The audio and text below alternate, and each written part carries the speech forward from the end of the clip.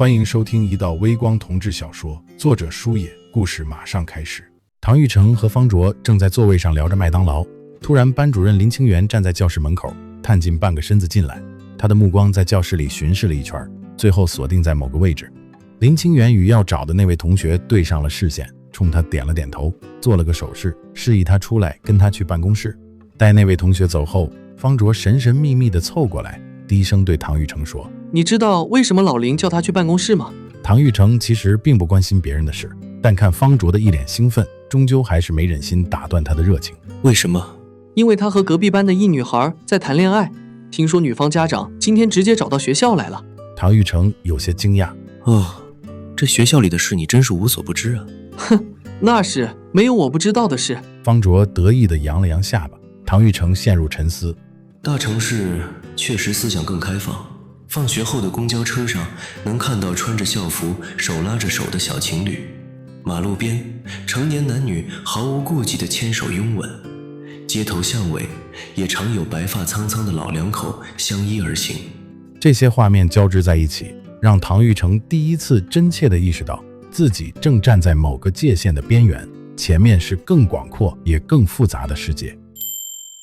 放学后，唐玉成和方卓两人走进了麦当劳，点了餐，两个人端着餐盘找了个位置坐了下来。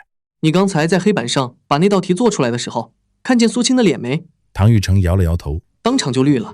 我还从来没见过他那副表情呢。他可是咱班的学习委员呀，家里条件又好，老师也宠着，平时走哪儿都是一副高高在上的样子，眼睛都快长到头顶上去了。哎，你的成绩是不是不错啊？唐玉成神色平静，并没觉得做对道题是什么惊天动地的事。那道题在之前的卷子里出过类似的，刚好有印象。你就谦虚吧，嘿嘿，以后学习方面你可得多照着我啊。没问题。两个人开始吃了起来。唐玉成觉得这汉堡包好吃，但还是没有老家的素饼加大肉香。这城市人日子过得是不错，不过这吃的方面还是老家的肉更香。他忽然想到什么似的，从书包里掏出一张被揉皱的名片递给方卓。上周我在公交上遇到一个自称是星探的人，他说我是当明星的料，你说这种人靠谱吗？方卓接过名片翻来覆去的看，也没瞧出什么名堂，随手还给了他。这种人确实有，但很多是骗子，你一定要小心。他没跟你要身份证号之类的吧？或者让你先交钱？你说的这些都没有。唐玉成摇了摇头。哦，那还好。方卓老练地分析起来。你可以在网上查查他们，看看上面的公司是不是真的存在，看他们是不是长期持续地发布行业相关内容，再核实一下他们所声称捧红过的大明星到底是不是真的，有没有真实依据。如果他真是诚心邀请你，你倒是可以去试试。当明星可是很挣钱的，往那儿一站，摆几个造型，随便一个出场费就要好几百万。唐玉成笑了笑。好几百万，当明星这么赚钱吗？那当然，不过前提是女的要长得漂亮，身材好，男的要长得帅气，身材也要好。但是这个行业水很深，就算外表长得完美，也未必能出名。说到底还是得看命。唐玉成似乎明白了点什么，陷入了沉默。你要是确定想去试试，我可以陪你一起去。方卓仗义地拍拍胸脯。万一遇到坏人，两个人总比一个人强吧？谢谢，我先想想看。唐玉成点了点头，把名片重新塞回书包里。好嘞。方卓顺势转移了话题。哎，唐玉成，你原来在哪儿上学啊？跟你说了，你也不知道在哪儿。哦，那听你的口音，你家应该不是 S 市的吧？不是。你是跟着父母过来的吗？不是，我是跟我叔过来的。哦。方卓叹了口气，语气里带了点怨气。哎，我爸妈都是做生意的，他们大部分时间都在外面跑，根本没时间管我，把我往学校宿舍一扔就算完事了，真是一对不负责任的父母。唐玉成看着方卓有些生气的样子，温和地笑了笑。要不要吃个冰激凌？生气的时候吃点甜的，会让你感觉好一点。我看这有卖的，而且还买一赠一。方卓脸上的阴云瞬间散去，眼底重新亮起笑意。好呀。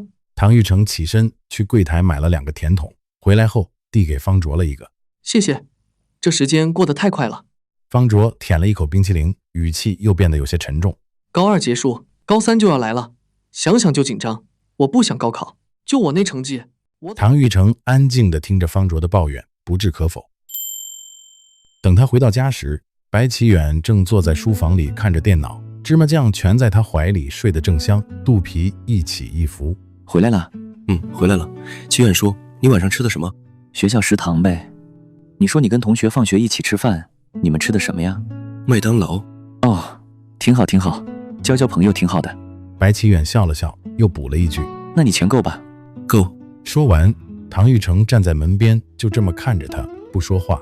他喜欢看白启远专注的样子，百看不厌。如果可以的话，他可以就这样一直看下去。而且白启远身上仿佛自带某种魔力，看到他的瞬间，唐玉成的心就定下来了。他觉得自己就像一粒空气中的尘埃，在外面被风吹得身不由己，漫天扬洒，而此刻终于可以悉数沉降，归于宁静。白启远回眸看向他，唐玉成抓住这个时间点，抢在对方开口前打消了他的疑虑。启远叔，我回屋做作业了。去吧。唐玉成应了一声，转身回了房间。他打开书包，把那张名片放进书桌抽屉里，然后拿出课本，低头开始学习。与此同时， A 大的校园里，路灯刚亮了起来，白天的闷热已经散去大半，晚风衔来一丝恰到好处的凉意，体感温度刚刚好。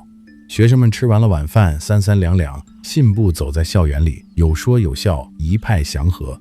在这悠闲的人群中，一个脚步匆匆的高个子显得格外出挑。一路上不时有学生朝他礼貌地打招呼：梁教授好。梁教授好。你们好。很快，他来到艺术学院教学楼前，他快步登上前面几级台阶，走了进去。此刻的教学楼里比白天安静了不少，很多学生吃完了饭，依旧安静地坐在自己尚未完成的作品前思考着。梁浩天按照和林辉助教说好的时间，再次来到林辉的工作室，半扇门开着。林辉听到脚步声，转过头：来了。你吃饭了吗？梁浩天点了点头：吃了才来的。哦，那就好，那咱们就开始吧。林辉指了指立在墙角的屏风：那边是换衣服的地方，需要穿的服饰已经给你放到里面的凳子上了。哦，好。梁浩天不紧不慢走到屏风后，他的个子高出了屏风半个脑袋。他脱掉西服外套，拿起挂在屏风上的衣架，把西服撑好挂了回去，随即开始逐一解开衬衫扣子。他眼神有意无意地瞟向正站在巨大画布前的林辉，对方正站在那儿凝视着面前那片空白，若有所思。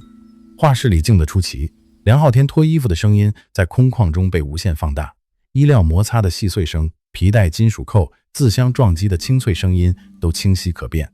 这种氛围莫名地拉紧了某种张力，即便屏风阻挡了视线，但仅凭着声音也能知道里面的人拖到哪儿了。梁浩天按了按自己的小心脏，不会吧，我这就紧张了。突然，角落的一件艳红色镶着蕾丝边的布料吸引了他的注意，这显然不属于男士用品。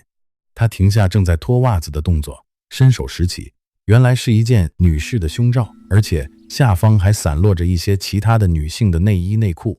虽然知道林辉看不见他，但他还是谨慎地往外瞅了一眼。他露出一个玩味的笑，刚想放回去，才察觉胸罩的内侧上竟写着一串电话号码，末尾还画着一颗心。这孙子果然是个色批，这是诱惑了多少女性？这是。